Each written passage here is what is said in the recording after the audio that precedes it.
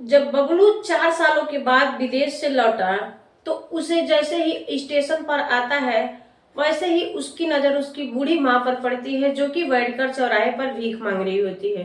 थोड़ी देर बाद माँ को देखते ही देखते उसकी पत्नी भी वहां पर भीख मांगते हुए आ जाती है।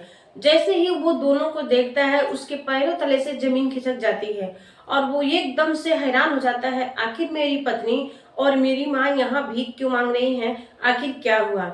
दोस्तों, दोनों को भीख मांगते हुए देखकर वहां पर पहुंचता है। पहुंचने के बाद जैसे ही माँ की नजर बेटे पर पड़ती है, माँ एकदम से फुट फुट कर रोने लगती है और उसकी पत्नी भी अपने पति को पकड़कर रोने लगती है बहुत ज्यादा तेजी से। और वहां पे बहुत सारे भीड़ इकट्ठे हो जाते हैं।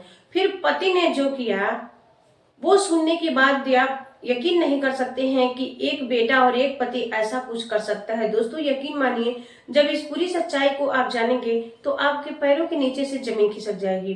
दोस्तों, ये कहानी आपकी दिल दहला कर रख देगी। इसलिए इस कहानी को पूरा जानने के लिए वीडियो में अंत तक बने रहिएगा। और आप सभी से मेरी छोटी सी गुजारिश है दोस्तों कि वीडियो पे नए मेहमान दर्शक बन के अभी पहली बार आए हैं तो वीडियो को लाइक और चैनल को सब्सक्राइब जरूर करिएगा, क्योंकि आप लोगों के एक लाइक और सब्सक्राइब से जो मेरा हौसला है और ज्यादा बढ़ता है।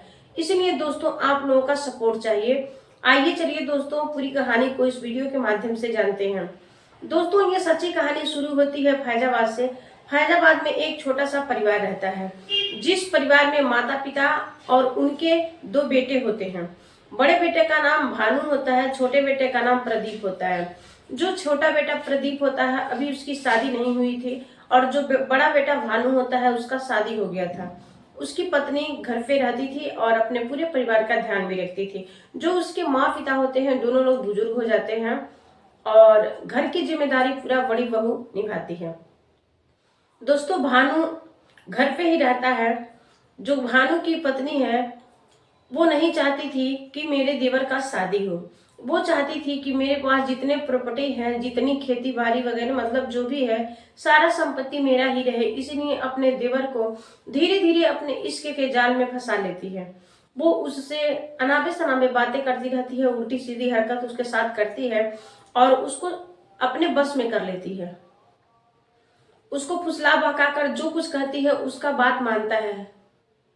अब जो प्रदीप होता है उसकी बातों में आ जाता है, उसकी बातों को मानता है, उसकी बातों का उल्लंघन नहीं करता है। और भानु दिन भर इधर उधर घूमता रहता है। जो छोटा भाई उसका प्रदीप होता है उसके बीवी के साथ इधर उधर घूमता है, उसकी बीवी अपने कब्जे में कर लेती है। अब जो देवर होता है छोटा प्रदीप, वो नहीं समझ पाता है कि मेरी भाभी मुझे किस लिए यूज कर रही है, क्यों मुझसे इतना ज्यादा करीबी संबंध बना रही है, वो उसको कुछ भी नहीं पता होता है। दोस्तों, ऐसे ही दिन गुजर रहे थे, धीरे धीरे सब कुछ ठीक ठाक चल रहा था। अब जो छोटा प्रदीप होता है उसकी माँ पिता कहते हैं कि हम लोगों का कोई गारंटी नहीं है कब तक रहेंगे कब तक नहीं रहेंगे, इसलिए तुम्हें बहुत जल्द में शादी करनी होगी।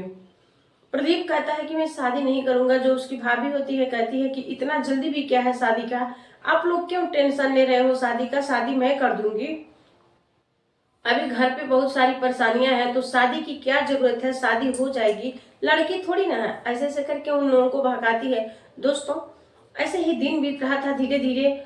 अब उसके माँ पिता एक अच्छी सी लड़की देख के शादी फिक्स करवाते हैं। अपने रिलेशन वालों से कह देते हैं कि अच्छी सी लड़की देखकर शादी मेरे लड़के का करना है, कहीं बात कर लेना। उधर उनके रिलेशन से एक दिन फोन आता है कि आपके लड़के के लिए एक लड़की परफेक्ट है। दोस्तों, सपना नाम की लड़की से उसकी शादी फिक्स होती है। देखने के लिए ससुर और वह भी जाता है, सारे लोग घर वाले जाते हैं, लड़की को पसंद कर लेते हैं। सपना बहुत सुंदर रहती है, एक ही झटके में उन लोगों ने उसको पसंद कर लिया। अब सपना को पसंद कर लिया, शादी की दिन तारीख पड़ जाती है, सब कुछ करके वहां से अपने अपने घर सभी लोग चले आते हैं और शादी की तैयारियां बड़ा जोर शोर से चल रही थी। जो छोटा होता है प्रदीप अपने भाभी की बातों को मानता है। उसकी भाभी आम कहे तो आम कहेगा, इमली कहे तो इमली कहेगा। दोस्तों, ऐसा हो चुका था, उसके प्यार के बंधन में एकदम बन चुका था, लेकिन उसे नहीं पता था कि मेरी भाभी मेरे से क्या चाहती है। उसके इश्क में इतना चूर हो जाता है कि उसे कुछ भी नहीं दिखाई देता है। भाभी के कहने पे ही शादी कर रहा था। लेकिन भाभी ने साफ साफ मना किया था कि अपने पत्नी को बस लाना तो इस घर में नौकर की तरह रखना। अब वो वही करता है। शादी की दिन आ जाती है दोस्तों, शादी बड़ा धूमधाम से कर लेता है और करने के बाद शादी हो जाती है, उसके बाद अपने बीवी के पास कभी नहीं जाता है। मौका पाकर अपने भाभी से बातचीत करता है, लेकिन अपने बीवी से कभी बातचीत भर मुंह से नहीं करता है, खुलकर उससे बातचीत नहीं करता। उसकी पत्नी को समझ में आ गया था कि ये शादी जोर जबरदस्ती से हुआ था, क्योंकि वो देख रही थी कि मेरा पति मेरे मतलब मेरी जेठानी के बस में है, अपने भौजाई की बस में है, उन्हीं की बातों को मानता है। अगर उसकी भाभी कहती थी कि आप खाना खा लो, तभी खाना खाता था। उसकी बीवी कहती थी खाना खा लो, तो वो कुछ नहीं सुनता था। उसे ये लगता था कि वो कुछ सुन ही नहीं रहा है। अब ये सब देख के इसकी पत्नी सपना को बहुत बुरा लगता है। प्रदीप को बहुत समझाने की कोशिश करती है, लेकिन वो नहीं समझाता है, नहीं समझता उसकी बातों को और उसे मार पीट देता है। कहता है तुम मेरे बीच में दखल अंदाजी करने का कोशिश मत करना, मैं जैसे हूँ ठीक हूँ, तुम अपने जगह पे रहो, यहाँ खाओ पड़े रहना, और ये सब बातें किसी से कहने की जरूरत नहीं है। मैं भाभी से प्यार करता हूँ और करता ही रहूंगा। दोस्तों, उसकी भाभी कहती है कि प्रदीप आप विदेश चले जाओ और विदेश से बहुत सारे पैसे कमा के लाओगे तो हम लोग दूर कहीं घर बनवा के वहां पे रहेंगे। उसकी बातों को मानता है और वो इंतजाम करती है, उसको विदेश भेज देती है। अब ये विदेश जैसे ही जाता है अपनी पत्नी से ना ही बात करता है, क्योंकि उसके पत्नी के पास मोबाइल भी नहीं था और उसके भाभी के पास मोबाइल था। वहां से पैसे भेजता है, अपने भाभी से कहता है कि मोबाइल ले लो। मोबाइल खरीदती है, उन्हीं के खाते में पैसे आते हैं। अब उन्हीं के खाते में पैसे को भेजता है। ये तो घर की नौकर की तरह माँ उसकी और जो पिता होते हैं और जो उसकी पत्नी सपना होती है, ये लोग घर के नौकर बन चुके थे। और वो दोनों हस्बैंड वाइफ, भानु और उसकी पत्नी, दोनों लोग घर में हुक्म जताते थे। और ऐसे ही दिन बीत रहा था। धीरे धीरे समय साल भर का गुजर जाता है। जितना भी पैसा कमाता है सारे पैसा अपने भाभी के खाते में, अकाउंट में डालता जाता है और वो उसको फुसला भगाकर प्यार से बातें करती थी।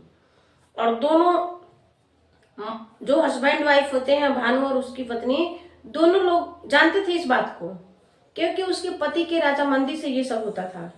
वो अपने पति के राजामंदी से, क्योंकि उसका पति नहीं चाहता था कि इस मेरे प्रॉपर्टी में मेरा भाई भी हिस्सा ले। एक दिन की बात है दोस्तों, समय गुजर रहा था धीरे धीरे। उसकी माँ बहुत टेंशन में हो रही थी, क्योंकि अब उनके पास कोई ऐसा उपाय नहीं था जिससे कि वो अपना दवा कराए और अपने छोटी बहू सपना का ख्याल रखे, उसे कपड़े दे, खाने को दे। कुछ नहीं समझ में आ रहा था। एक दिन जो भानु होता है, उसकी पत्नी अपने सास ससुर को फुसला भगाकर पूरे जो प्रॉपर्टी होते हैं अपने नाम के करा लेते हैं। अपने नाम पे कराने के बाद उन तीनों को धक्का मार के बाहर निकाल देते हैं। तीनों को धक्का मार के बाहर निकालते हैं। उसके बाद ये तीनों रोड पे आ जाते हैं और अपना गांव छोड़कर एक दूर शहर में चले जाते हैं। शहर में जाने के बाद वहां पे मजदूरी करने लगती है। 2-3 दिन मजदूरी करती है, कुछ पैसे इकट्ठा कर लेती है सपना। उसके बाद सपने के शरीर पे फटा पुराना कपड़ा था। उसे जो कोई देखता तो गलत नजरिए से देखता था, लेकिन सपना अपने आप को एकदम से चेंज कर दी थी। अब ऐसा नहीं लग रहा था कि वो बहुत खूबसूरत है, क्योंकि उसके कपड़े और शरीर पे ना ही साबुन सरम मिलता था, कुछ भी नहीं मिलता था जिससे कि वो अपने शरीर की साफ सफाई कर सके। दोस्तों, पैसा होता है तो सब कुछ होता है, नहीं होता है तो कुछ नहीं होता है। अब सपना की स्थिति बहुत ही खराब हो चुकी थी, कुछ चारा ही नहीं दिख रहा था। उसके बाद जो उसके पिताजी होते हैं, 2 महीने के बाद ठंड की मौसम आती है और वो ठंड से इस दुनिया को छोड़कर चल बसते हैं। उनको ठंड लग जाती है, ठंड से उनकी दुनिया से अलविदा हो जाते हैं। उसके बाद 2 लोग बचते हैं, उसकी सास और सपना। जो सपना की सास होती हैं वो बैठकर वहीं पर भीख मांगती हैं और सपना जो है घूम घूम कर चारों तरफ भीख मांग के लाती है। एक पल्लेदारी का घर बना लेती है रोड पे, फुटपाथ पर घर बनाकर वहीं रहने लगते हैं दोनों। बहू और सास, अपने सास का ख्याल रखती थी। दिन भर दोनों मांगती और शाम को 2 रोटी बनाकर किसी तरह सूखी रुखी खाकर अपना जीवन गुजार रही थी। दोस्तों, एक दिन की बात है, ऐसे ऐसे धीरे धीरे 4 साल गुजर जाते हैं और जितना भी पैसा रहता है पूरा अपने भाभी के अकाउंट में प्रदीप पैसे को भेज देता है। उसके पास एक फूटी कौड़ी तक नहीं बचती। एक दिन उसके मन में ये ख्याल आता है और कहता है कि माँ कैसी है, मुझे माँ से बात करनी है। उसकी भाभी कहती है कि तुम्हारी माँ इस घर को छोड़कर चली गई। कहता है क्यों? कहती है कि मुझे नहीं पता, हम लोग गए थे मार्केट करने, आते हैं तो देखते हैं कि घर पे कोई नहीं है, ताला बंद है। उसके बाद मोहल्ले वाले से पता चला कि वो लोग कहीं गए हैं धाम पे, क्योंकि हमने उन लोगों को पैसा दिया था। तो प्रदीप कहता है क्यों पैसे दी थी? आपको नहीं देना चाहिए, आपको मैंने बोला था पैसे देने के लिए, अभी अपने भाभी के ही बस में था। लेकिन वही बात करता है, पूरे पैसे ट्रांसफर करता है अपने भाभी के अकाउंट में। उसके बाद वही बात करता है और उनका मोबाइल बंद हो जाता है। पूछती है भाभी कि अब तुम्हारे पास पैसे तो नहीं बचे? कहता है कि नहीं भाभी, जितना पैसा था मैंने आपके अकाउंट में डाल दिया है। कहती है कि ठीक है। इतना कहने के बाद जो सिम होता है मोबाइल का बंद कर देती है और जैसे ही फोन लगाता है स्विच ऑफ आने लगता है। अब ये घबराने लगता है, आखिर इन लोगों ने मोबाइल क्यों बंद कर दिया।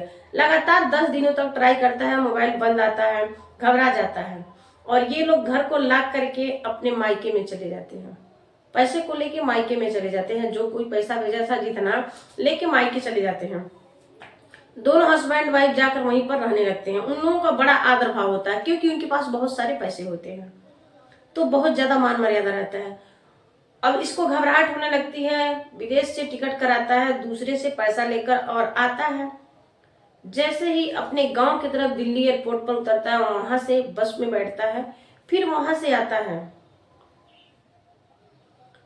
दोस्तों, आने के बाद स्टेशन पर जैसे ही एक पहुंचता है, वहां पर देखता है, उसकी नजर जैसे ही उतरता है उसकी माँ पर पड़ती है और माँ को देखता है तो देखता है कि माँ के हाथों में कटोरा है और माँ मेरी रो रही है, सबके आगे हाथ फैला रही है बैठे बैठे।